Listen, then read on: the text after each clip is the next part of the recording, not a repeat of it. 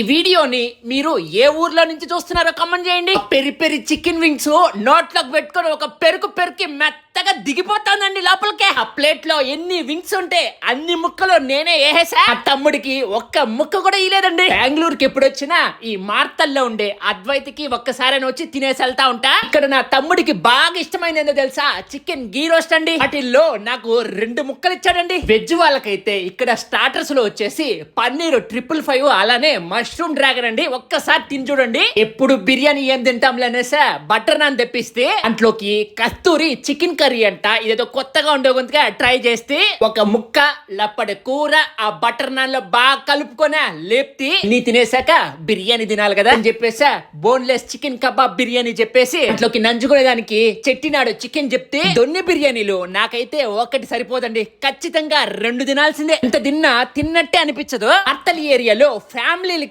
Best restaurant అండి. ఇదైతే చాలా క్లాస్ గా ఉంటుంది. రెస్టారెంట్ అడ్రస్ వచ్చేసి మున్నేకోలాలో సిల్వర్ స్ప్రింగ్స్ లేఅవుట్ లో సాయిబాబా టెంపుల్ రోడ్ లోనే ఉంటుందండి.